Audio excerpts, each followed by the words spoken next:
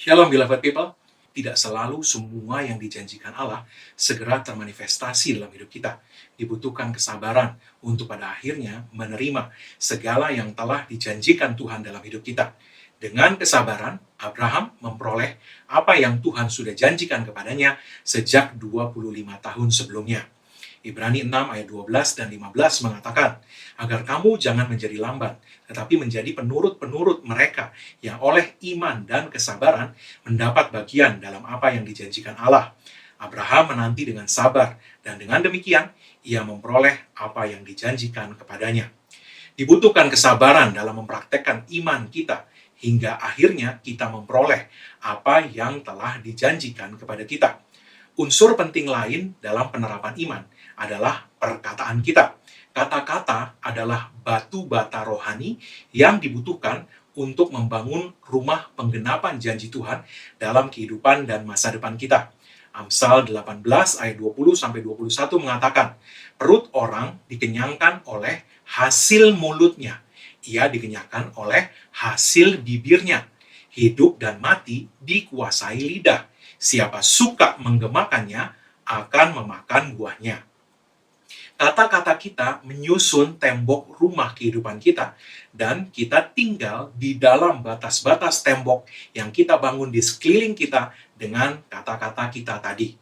Sebuah artikel dalam The Reader's Digest edisi Agustus 1992 berjudul Patience Knows Best menerbitkan hasil penelitian atas lebih dari 2.800 pria dan wanita berumur di atas 65 tahun yang memiliki kondisi kesehatan rata-rata sama secara medis. Kepada mereka ditanyakan sebuah pertanyaan, yaitu, menurut Anda, bagaimana kondisi kesehatan Anda?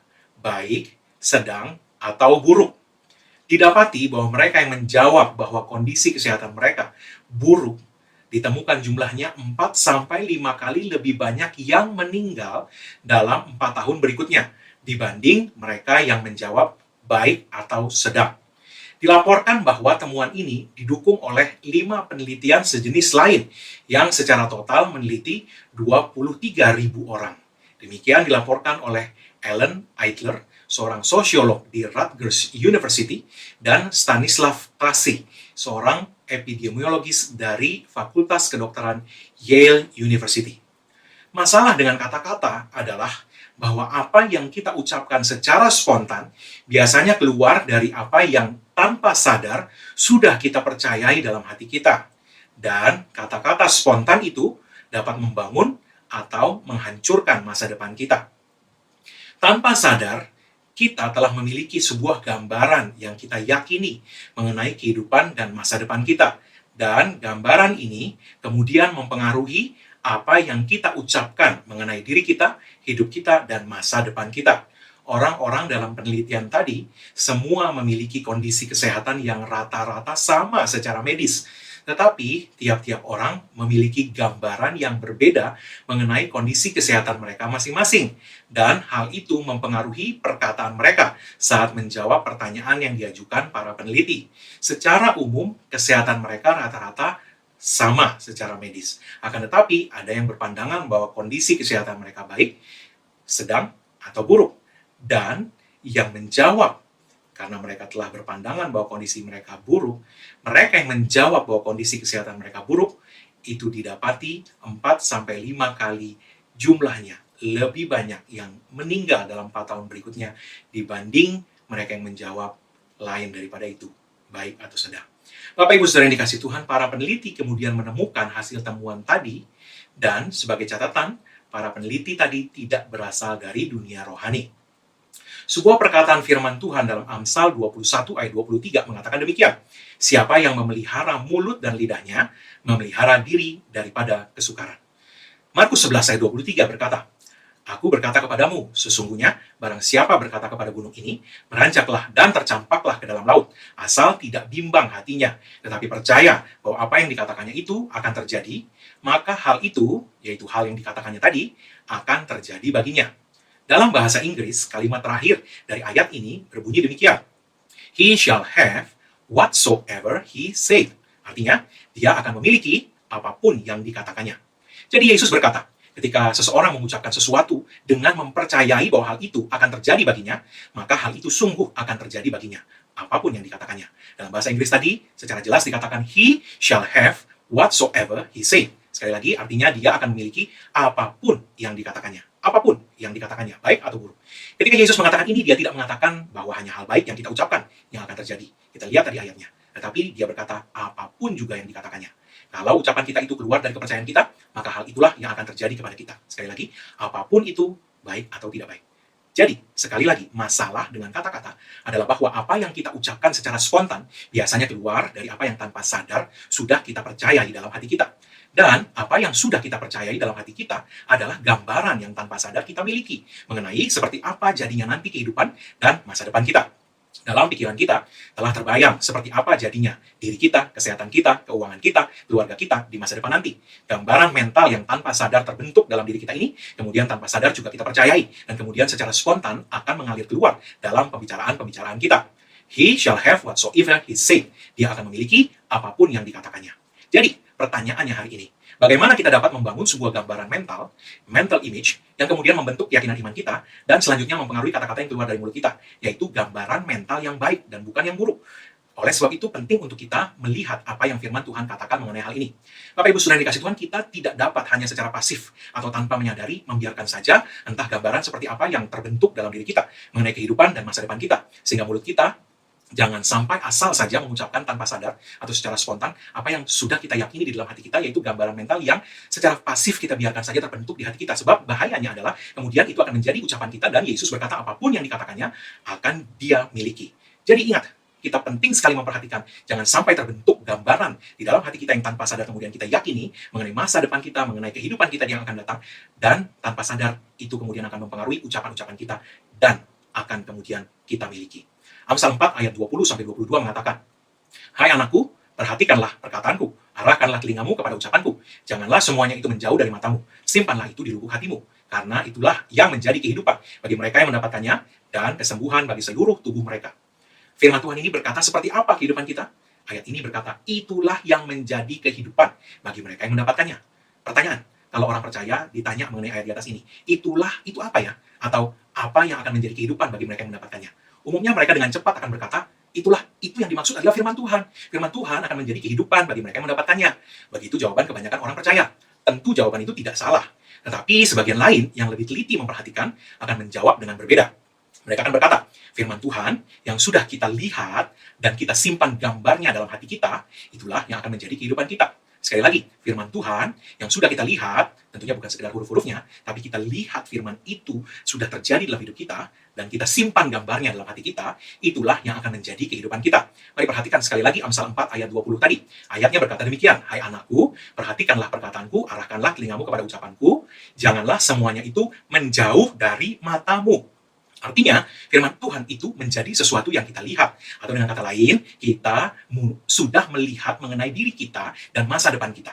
Yang kita lihat mengenai diri dan masa depan kita adalah sebagaimana yang firman Tuhan katakan kepada kita. Jadi dalam pikiran kita, kita telah melihat apa yang firman Tuhan katakan telah terjadi pada kita. Sekali lagi, kita telah melihat apa yang firman Tuhan katakan telah terjadi pada kita. Walaupun sebenarnya itu belum terjadi. Tapi di dalam pikiran dan hati kita, kita telah melihat firman Tuhan itu telah terjadi pada kita. Itu sebabnya Yesus berkata, apapun yang kamu minta dan doakan, percayalah bahwa kamu telah menerimanya. Anda perhatikan di sana, dia belum menerima, tapi Yesus berkata, percayalah bahwa kamu telah menerimanya. Jadi kembali lagi, pada Amsal pasal 4 tadi, janganlah itu menjauh dari matamu, itu berbicara bahwa firman Tuhan itu telah kita lihat terjadi pada kita. Atau dengan kata lain, kita telah melihat yang firman Tuhan katakan telah terjadi pada kita. Dan kemudian dalam pikiran kita telah melihat yang firman Tuhan katakan telah terjadi pada kita, baru Amsal 4 tadi berkata, simpanlah itu di lubuk hatimu. Jadi yang disimpan apa? Gambarnya. Gambar dari firman Tuhan yang telah kita lihat, yaitu kita telah melihat firman Tuhan itu telah terjadi pada kita, itu yang kita simpan di dalam hati kita. Jadi gambar yang telah kita lihat mengenai diri kita, yang telah menerima apa yang dikatakan firman Tuhan tadi, gambar itu yang kita simpan baik-baik di dalam hati kita. Mengapa? Karena ayat 22 berkata, Itulah apa tadi? Gambar yang telah kita lihat mengenai diri kita yang telah menerima apa yang dikatakan firman Tuhan tadi. Itulah yang menjadi kehidupan bagi mereka yang mendapatkannya. Jadi apa yang akan terjadi dalam kehidupan kita adalah sebagaimana yang telah kita lihat, telah terjadi pada kita. Bapak Ibu Saudara yang kasih Tuhan, itulah yang akan menjadi kehidupan kita. Kalau yang kita lihat adalah kita telah menerima apa yang dikatakan firman Tuhan, maka itulah yang akan terjadi pada kehidupan kita. Sebaliknya, kalau yang kita lihat adalah apa yang tanpa sadar terbentuk dalam pikiran kita, entah dari pengaruh mana itu berasal, maka itu juga yang akan terjadi pada kehidupan kita. Jadi adalah sangat penting untuk kita tidak pasif dan tanpa sadar membiarkan saja entah gambaran apa yang terbentuk di dalam hati kita mengenai kehidupan dan masa depan kita nanti. Tidak bisa kita pasif dan membiarkan tanpa sadar hal seperti itu terbentuk, karena itulah yang kemudian akan terjadi pada kehidupan dan masa depan kita. Adalah sangat penting untuk tidak membiarkan keadaan atau kondisi atau situasi yang sedang dialami mendikte gambaran di dalam hati kita mengenai apa yang akan terjadi pada kita ke depan. Kita perlu dengan aktif memahat gambaran yang benar di dalam hati kita mengenai apa yang kita inginkan terjadi dalam kehidupan dan masa depan kita. Tidak peduli seperti apapun situasi atau kondisi yang kelihatan saat ini. Pertanyaan, pisau pahat apa yang cukup tajam untuk melakukan hal itu? Firman Tuhan jawabannya. Ibrani 4 ayat 12 berkata, sebab firman Allah hidup dan kuat dan lebih tajam dari pedang bermata dua manapun. Ia menusuk amat dalam sampai memisahkan jiwa dan roh, sendi-sendi dan sumsum. Ia sanggup membedakan atau memisahkan pertimbangan dan pikiran hati kita. Jadi pisau firman Tuhan yang lebih tajam dari pedang bermata dua ini, dia sanggup memisahkan atau membedakan pertimbangan dan pikiran hati kita. Hanya pisau pahat yang bernama firman Tuhanlah yang sanggup memahat dalam pikiran dan hati kita gambaran yang benar, yang sesuai dengan janji-janji yang Tuhan telah sediakan bagi kita. Hanya firman Tuhan yang dapat melukis dengan tajam, memisahkan pertimbangan dan pikiran hati kita, dan menorehkan gambaran yang baik, sehingga kita dapat melihat dalam pikiran kita bahwa firman Tuhan telah terjadi pada kita. Sekalipun keadaan di sekitar kita belum memperlihatkan hal itu. Hanya firman Tuhan yang dapat membuat kita tetap melihat gambaran bahwa kita telah menerima apa yang dikatakan Tuhan itu di tengah segala situasi dan kondisi yang berusaha mendikte kita untuk melihat yang sebaliknya. Itulah sebabnya, sebelum dikatakan janganlah semuanya itu menjauh dari matamu, Amsal 4 tadi berkata, hai anakku, perhatikanlah atau give attention to my words. Perhatikanlah perkataanku. Arahkanlah telingamu kepada ucapanku. Dua hal ini menunjukkan bahwa perhatian kita perlu difokuskan kepada firman Tuhan di tengah segala situasi apapun, dan telinga kita diarahkan untuk mendengarkan firman Tuhan itu. Sekali lagi, mendengarkan.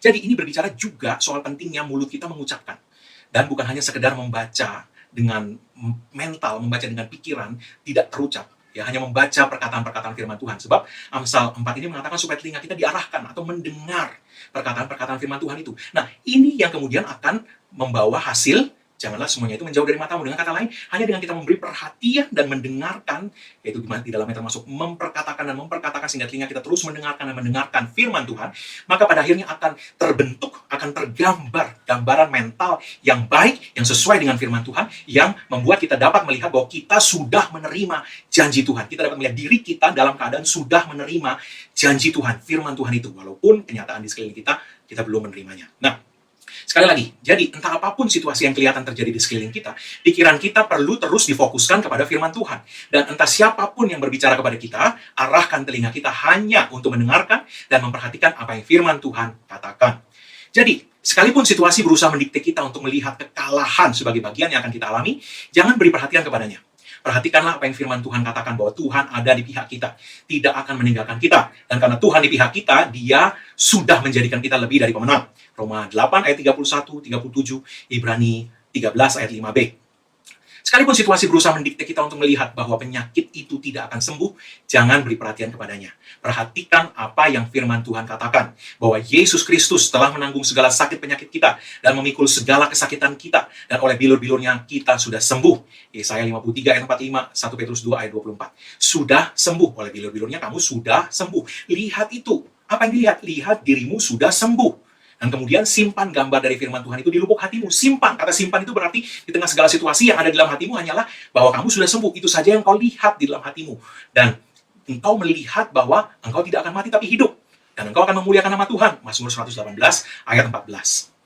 Sekalipun situasi berusaha mendikte kita untuk melihat kekurangan dan kemiskinan sebagai bagian yang akan kita alami, jangan beri perhatian kepadanya. Perhatikanlah apa yang firman Tuhan katakan, bahwa Tuhan menyediakan segala kebutuhan kita menurut kekayaan dan kemuliaannya. Lihat bahwa orang benar tidak pernah ditinggalkan atau dibiarkan Tuhan, sehingga anak cucunya meminta-minta. Bahkan mereka justru yang memberi pinjaman dan menjadi berkat. Filipi 4 ayat 19, Mazmur 37 ayat 25-26.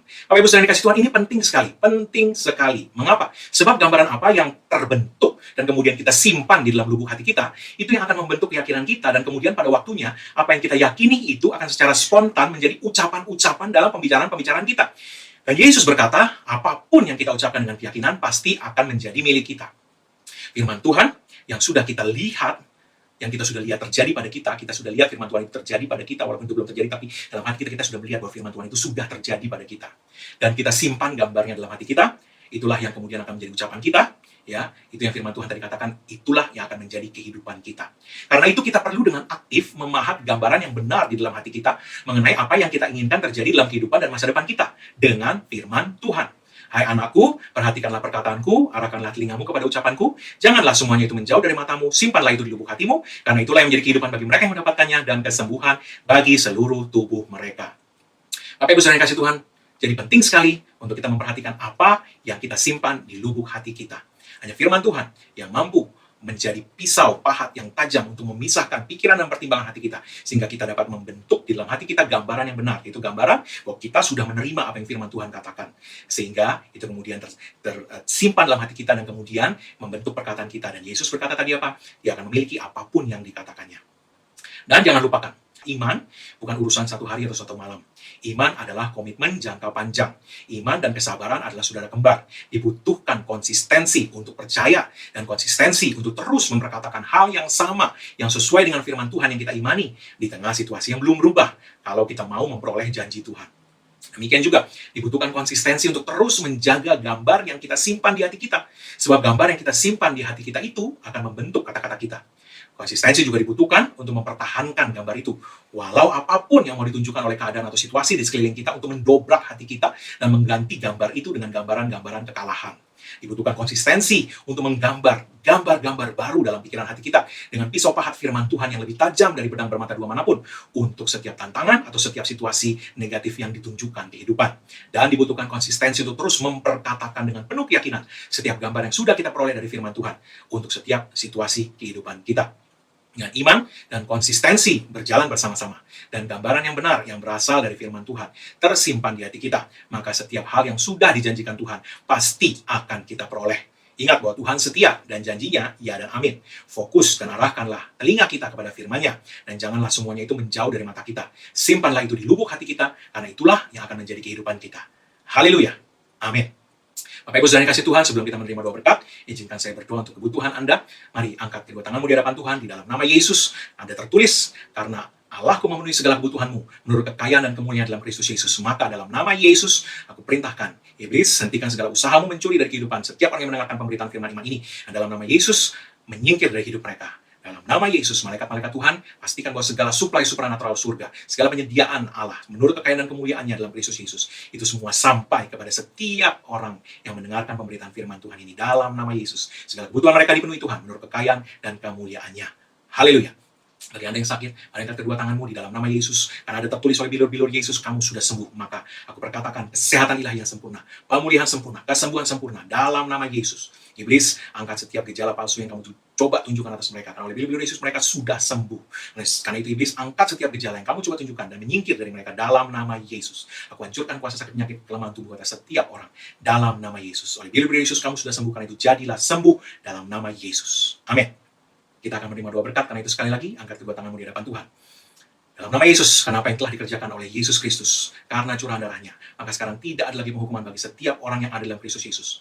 Oleh karena penebusannya, tidak ada kutuk lagi berlaku atasnya. Adanya berkat Tuhan, tercurah berlimpah-limpah, memberkati engkau dalam segala hal. Oleh berkat Tuhan itu engkau naik, terus tidak turun, kau jadi kepala bukan ekor. Dan apa yang isu tanganmu dibuat Tuhan berhasil. Dengan panjang umur Tuhan mengenyangkan engkau, dan Tuhan memperlihatkan padamu keselamatan yang daripadanya.